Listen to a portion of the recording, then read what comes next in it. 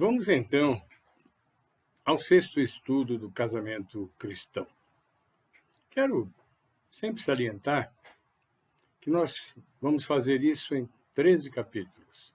Portanto, é como se fosse juntando tijolinhos para que ao final nós tenhamos uma construção. Espero que todos se empenhem para ver com atenção, procurarem discernir o caráter, o desenvolvimento de personalidade que agrada a Deus, que queremos desenvolver, para então, nas suas conclusões, poderem serem transformados pelo poder de Deus em suas vidas. Relembro a nossa premissa: e se o objetivo de Deus para o casamento, mais do que nos fazer felizes, for nos tornar santos? Precisamos pensar bem nisso. Esse sexto capítulo vai tratar da purificação do casamento. Um trabalho. Purificação é um trabalho. Como o casamento expõe o nosso pecado, o casal Gary e Betsy Ricus expõe sua visão. Um dos maiores presentes de casamento que Deus nos deu foi um espelho de corpo inteiro chamado cônjuge.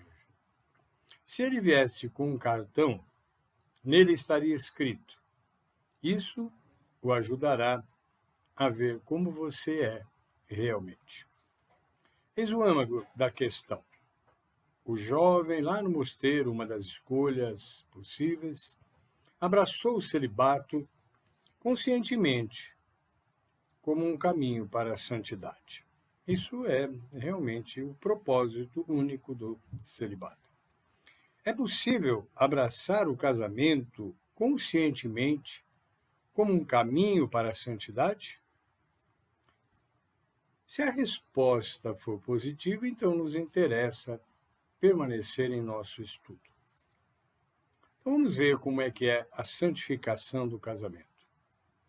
Alguns dos antigos compreenderam que a vida de casado pode ser mais dura do que a vida celibatária. Eu quero falar uma frase de alguém, de um autor que eu tenho em alta consideração. Talvez o autor mais influente do século XX, C.S. Lewis. Ele escreve a seguinte a respeito do coração. Se você quiser ter a certeza de mantê-lo, o seu coração, intacto, não deve entregá-lo a ninguém, nem mesmo a um animal. Envolva-o cuidadosamente com os passatempos e pequenos luxos e negócios. Evite qualquer envolvimento. Tranque-o seguro dentro de urna ou de um caixão. O caixão do seu egoísmo. Mas naquele caixão, seguro, escuro, imóvel e mesmo sufocado, ele mudará. Não será magoado. Tornar-se-á inquebrantável e irredimível.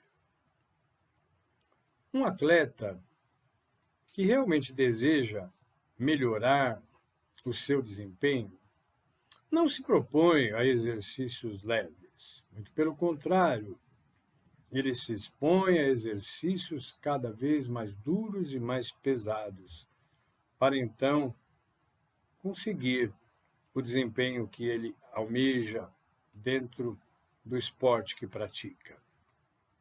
O casamento certamente tem seus desafios, mas quando estes são encarados para alimentar nossas vidas devocionais de maneiras enriquecedoras, e uma delas é desmascarando o nosso pecado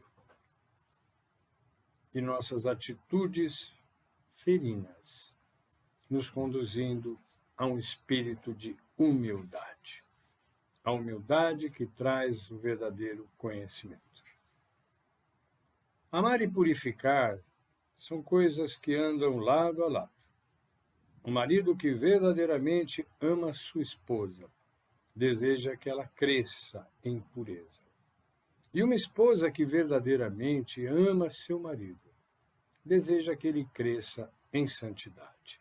Na verdade, ambos colocaram o crescimento em santidade acima da riqueza, da opinião pública ou do conforto pessoal. Tanto uma como outra atitude, na verdade, estão fazendo isso. Kathleen e Thomas Hart escrevem: algumas vezes, o mais difícil de enfrentar nos primeiros anos de casado não é aquilo que descobrimos sobre nosso cônjuge, mas o que descobrimos sobre nós mesmos. Como disse uma jovem casada há cerca de um ano, sempre pensei que eu fosse uma pessoa paciente e perdoadora. Então comecei a me perguntar se era porque eu nunca havia chegado tão perto de alguém. No casamento, quando eu e John começamos a lidar com nossas diferenças, vi quão mesquinha e rancorosa eu podia ser. Descobri em mim uma dureza que nunca antes tinha conhecido. Isso porque cada filme alugado, entendendo que ela e ele vão se sentar ao lado, ali no sofá, para assistir. Cada hora que tiro para a recreação, ela estará junto. Onde eu almoço? Minha dieta, a escolha da dieta, meus apetites, minhas cobiças e os meus desejos. Tudo é do conhecimento dela e se torna do conhecimento dela, e para ela se torna o conhecimento de quem eu sou. É preciso ter coragem para ouvir o que há em mim que desagrada ao meu cônjuge. E é preciso ter coragem também para que o cônjuge fale aquilo que verdadeiramente sente. O primeiro resultado óbvio da queda foi a quebra da intimidade conjugal. Nem Adão nem Eva se alegraram com o fato de que suas fraquezas, de repente, eram agora tão óbvias para o seu cônjuge. De repente, eles se sentiram meio engraçados por estar em luz e começaram a culpar um ao outro. Você se esconde de seu cônjuge ou usa o holofote do casamento para crescer em graça? Alguns de nós precisamos desse holofote para entender o quanto somos verdadeiramente pecadores. Deus dá esposa a homens influentes, em parte para que eles continuem com os pés no chão em humildade. O escritor anglicano William Law escreveu: a humildade é tão essencial ao reto estado das nossas almas, que não há pretensão a uma vida razoável ou piedosa sem ela. Podemos também pensar em ver sem olhos, ou viver sem respirar, como viver no espírito da religião sem o espírito da humildade. É possível entrar no casamento com a visão de ser espiritualmente sacrificado, se o fizermos com a disposição de encarar o matrimônio como uma disciplina espiritual. Para isso, não devemos entrar no casamento para nos realizarmos, sermos emocionalmente satisfeitos ou romanticamente arrebatados, mas para nos tornarmos mais como Jesus. Um convite para dançar. O namoro é como uma dança, na qual você sempre tenta colocar na frente sua melhor face. De fato, não é nenhuma surpresa que muitos casamentos estão terminando em divórcio porque um dos parceiros, ou ambos, estão se esquivando de revelar suas fraquezas, tanto quanto estão fugindo de algo que não podem tolerar em seus cônjuges.